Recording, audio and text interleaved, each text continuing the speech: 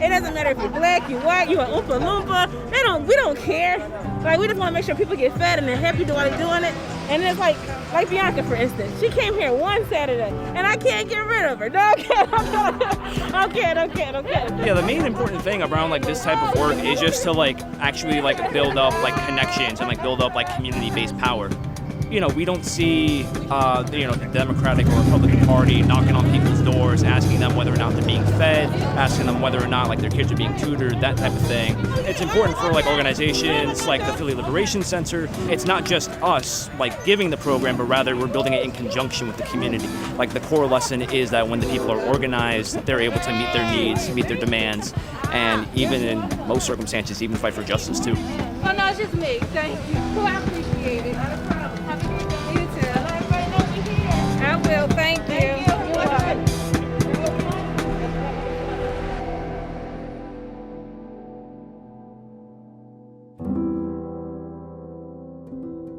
The US program stands for the Unity and Survival Program. And we view it currently as a vehicle to organize people and organize communities that will be helping to address the food and resource disparity that's forced upon people by the capitalist class. It's not going to be completely handled just with the US program. This is just a step in that direction, but if we can organize more and more people in working class neighborhoods and form a strong mass movement of people fighting for what they rightfully deserve, which is going to be access to food, healthcare, housing, all of these things, we'll be able to forge a better path forward for everyone in this country.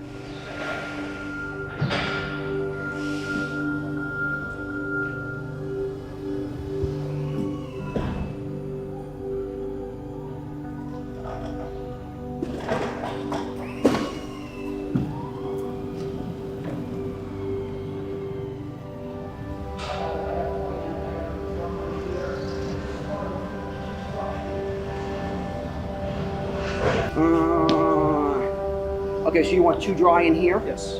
And the third one would be? In our second truck that we're pulling. Okay, well you're getting 4 dry and 4 produce. That's why I'm asking you.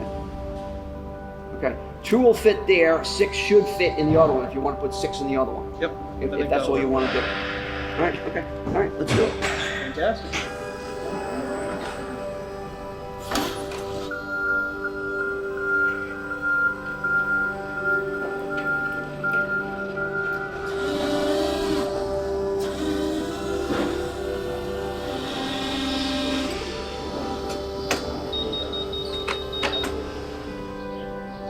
All of this food is literally laying around. Like, it exists and it's laying around and it's like for people to have, but it's like kind of impossible to access. So like during the pandemic, there were tons of like, sites where people could come pick up food, but you'd have to wait in line for like 3 hours or something like that.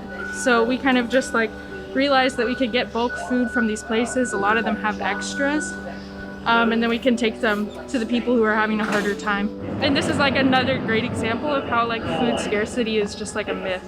This is a warehouse full of food that is literally meant to feed people, and people can't access it unless, someone like our group, people who like care for people, socialists can come get it and show people what we would do if we had all these resources.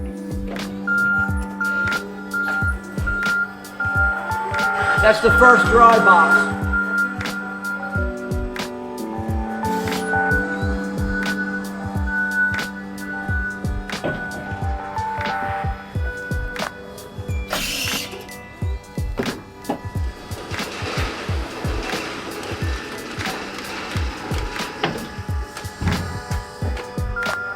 All right, if that's all you're getting, we're good to go.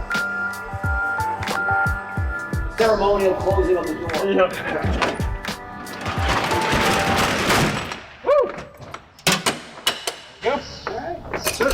Cool. Thank you again, Jack. All right, guys. Thanks a lot. We'll see Great you, weekend, great work. Hey, okay? have a good weekend, you as well. God willing, we'll see you next week. Yep. Philadelphia before the pandemic is the poorest big city in the United States. So like there's already not a robust economic system for folks. Most everybody's like working class, a lot of like service industry work.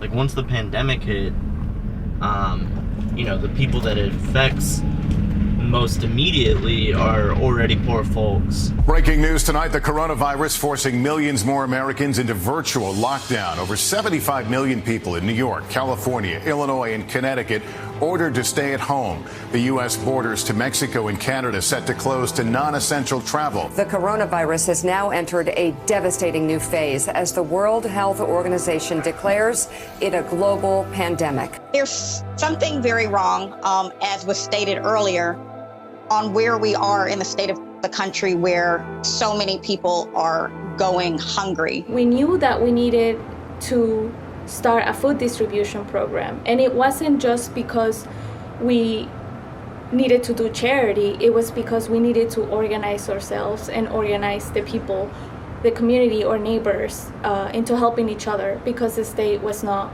going to provide. At the time, there was no stimulus check, there was no talk about the unemployment benefits. So one of the interesting things about the Unity Survival Program is that it was a response by an organizing group in Philadelphia. It wasn't a government response to an issue that was a global pandemic. There was nothing already in place for this sort of distribution. And there are like different sorts of food programs, lots of nonprofits trying to do those things, but they're so scattered, and what they end up doing is only putting a Band-Aid on a wound that's really not going to heal. It was March, like the very beginning of the pandemic, and everything shut down.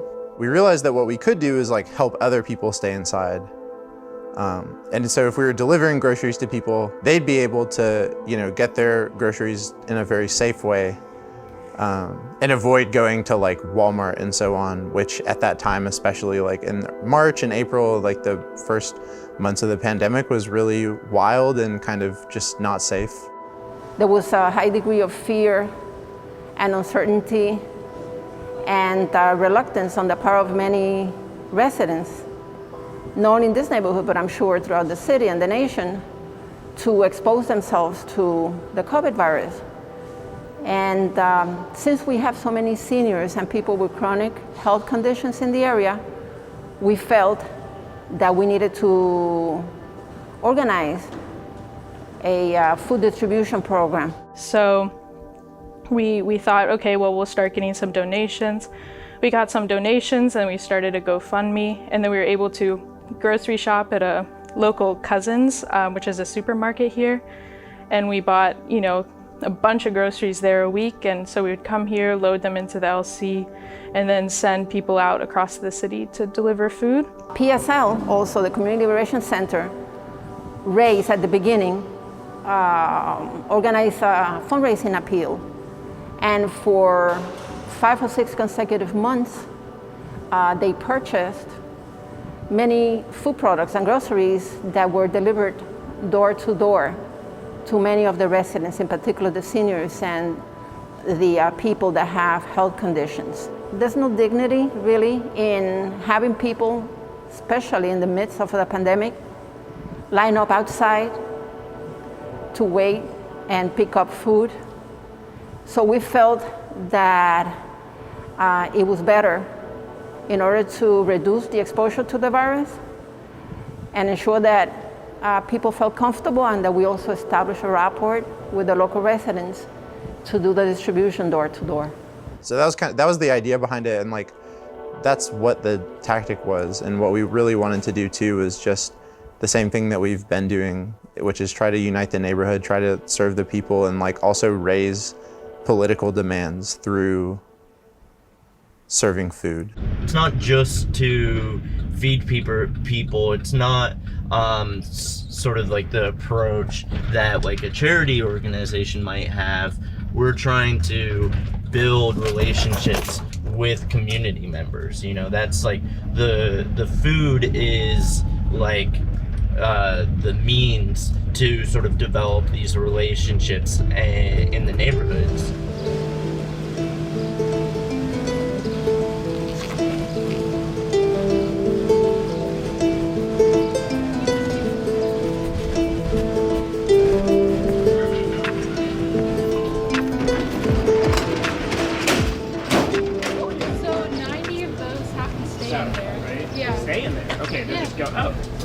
like all of it. Yes, they can. So how are you guys even doing here? I'm just kidding. We can take 20 out. Okay. But I would only take 10 actually. So what, do those 10 have a home, or are they just going in and hanging out? Just to hang. Okay. Well, actually, maybe because there's some in the foyer area. Yeah. We could just leave all. There's like here. more room in the foyer area.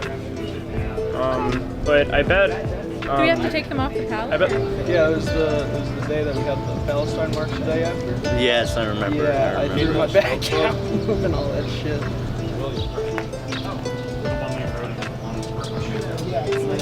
So how many of these are going out today? How many of what? There's a lot of different shit in there. The produce?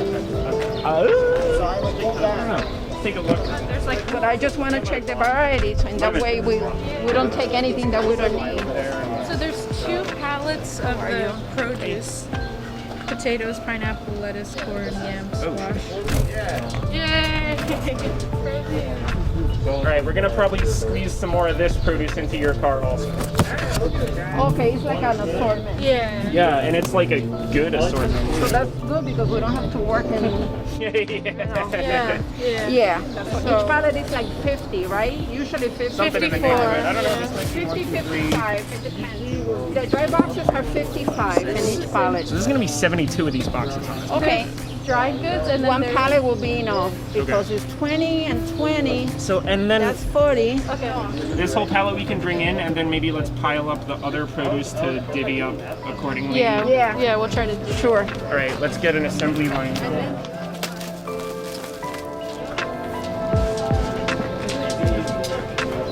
Yeah, there you go. So, taking the ground beef, I don't know what you want me to do with it. I feel like that's something that people would be more. I know it's a lot. You're doing a lot of stair steps.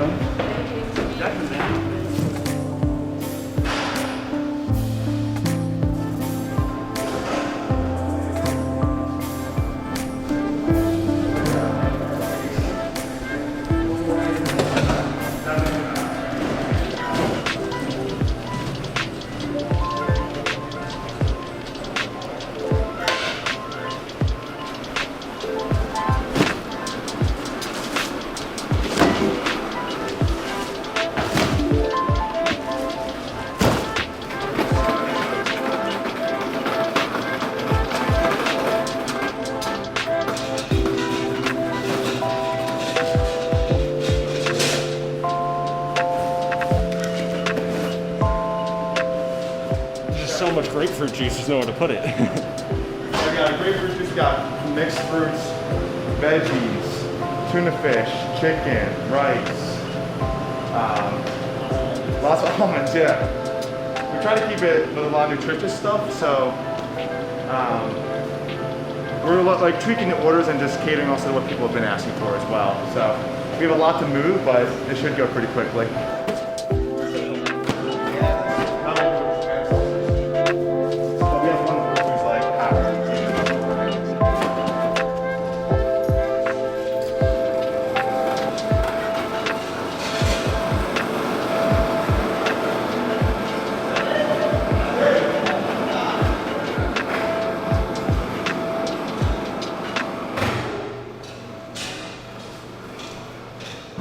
The hardest part about sustaining the US program has to be dealing with limited resources.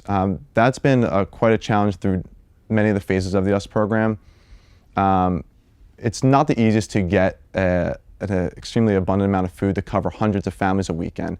And that requires a lot of outreach on our part to contact most of these distributors and figure out if they have any access they can provide us with, or if they like to form a partnership of some kind where we could help provide food to the families that they're already working with.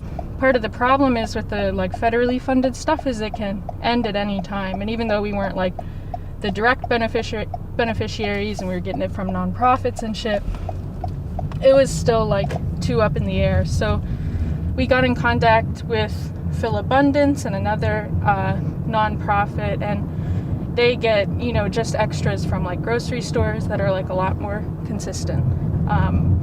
And so this is kind of like a similar deal. There's like a ton of extra food. We were just in a warehouse that has like, you know, probably like hundreds of thousands of boxes of food. And it's just like literally sitting there. And tons of it even goes to waste. So we deliver that food now. It's a little better quality too, so people are like happier to receive like produce and stuff instead of like, you know, pre-cooked chicken or canned chicken or whatever. We're getting to a point now where we can get a steady stream of food and supplies, and which is amazing because going through just 5 months ago of having almost no food or anything at our disposal, we've now gotten to a point where we can look to grow this program even further because we've found some extremely reliable sources for food and whatnot. So yeah, the time frames you can expect are like 8 to 9:30 and then like 12:30 to 1:30. So yeah, if you're ever free, I mean, if you'd like to, I could add you to the group to keep in the loop with it. Yeah, I could probably keep it. Yeah, I mean, it's a big group of volunteers, like, and it's just basically like, hey, if you're available, it's not like if you're in this group, it's like, you better be there Friday and Saturday. Or you could be like Teddy and literally be there every Friday and Saturday. This is the only thing I do that isn't like slacking off or like redacted. Oh my god. Yeah, that other warehouse we go to never seems busy. I don't know if they're just really good at organization or if we could roll up whenever and that. I met her. She was like, Mike? And I was like, nope, like, sorry. Like, she's a sweetheart. Yeah, she's really I nice. talk to her like almost every day because she always has to confirm things. Which is like, I'm glad she's like thorough and all. Yeah. Yeah, she's cool. She's really sweet. Is our guy Jack still there? The old guy? Yeah. Yeah, he's the one I loaded on my With the sim last skids. time. Have you been to that warehouse? Yeah. Oh yeah? With the skids. I Yeah, love dude. Jack. He'll tell you his whole life story if you're lucky. Yeah. During the uprising, you know, it's pretty intense too. So we had already a ton of like safety protocols in place during the pandemic. Like we were always masked up, always wearing gloves.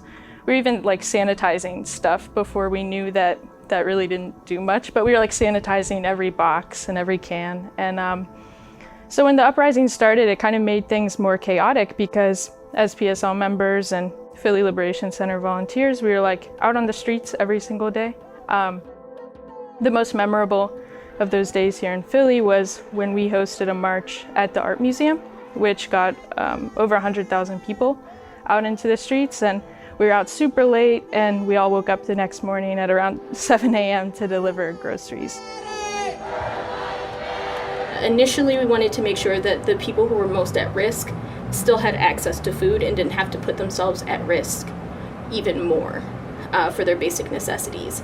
And what ended up happening is that anybody who came up to us in the neighborhood and was like, oh yeah, we need food, we started trying to supply that food to more people in the neighborhood. The US program has gone through various phases since I've come on. In the early days, it was very labor intensive and required like a packing and distributing all like by hand from start to finish, handled by members of the party. That quickly changed into bringing on a lot more volunteers and coordinating with people who've never been involved in organizing work before, and getting in touch with people in the neighborhoods and those who had this interest in working with the party and the Unity Survival Program. Like I said, we're organizing ourselves. We developed a block captain program where the community is taking in charge and providing for each other and building networks of solidarity. The community is coming to pick up boxes to distribute to their own neighbors and meet their neighbors that way, because a lot of the social tissue has been dismantled in the neighborhoods and not everyone knows each other. Not everyone knows where to go and ask for help.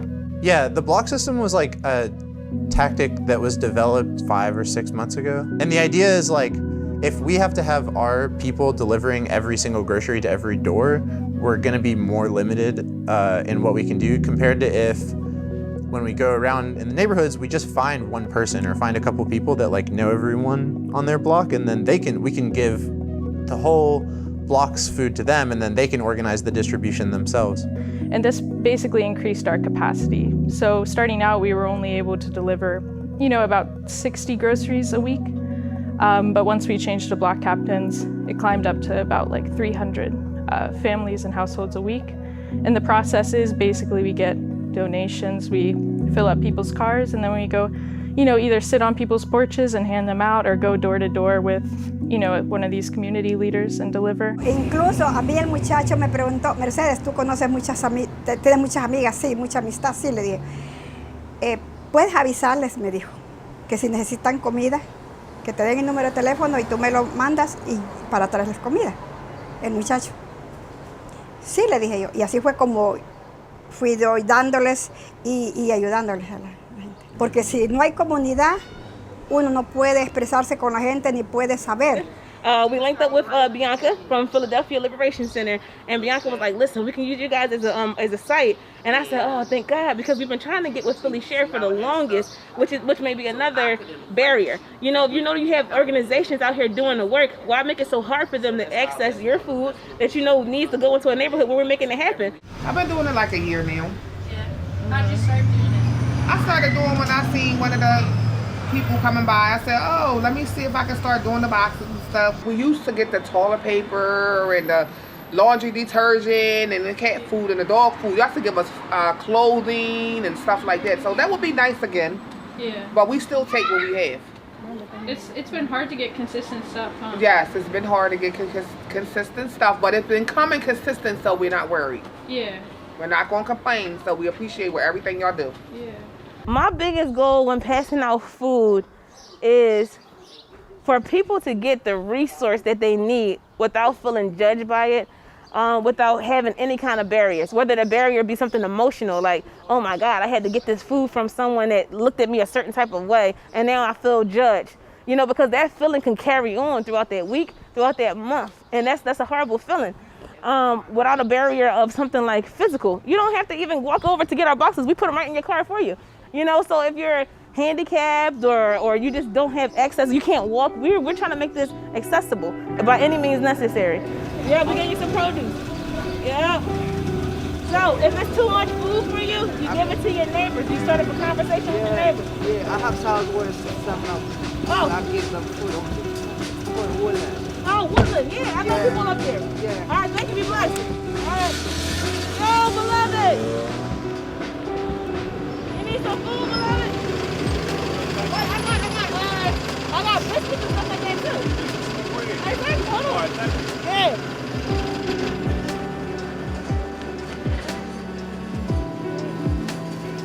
Yep.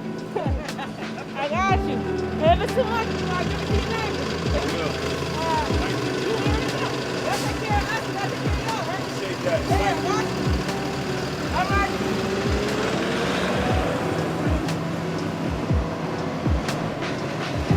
Yeah, we got muffins and stuff. Hold on. We got free food here. Woo.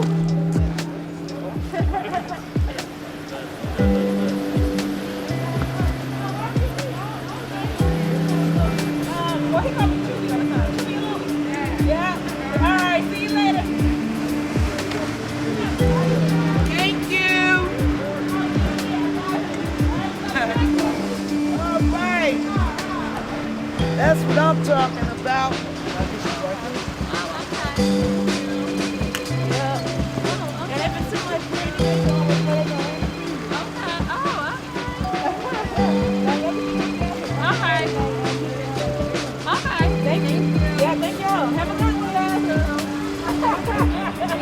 Hey, that was a good one. You getting it to the How you doing? Hey. Hey. We got some free food. We got free food. Gotcha. Hey, give me some dry food. Yeah. Oh, some dry food. Dry food. Gotcha. Thank you. Here we go. We got you loaded up. No, thank you. All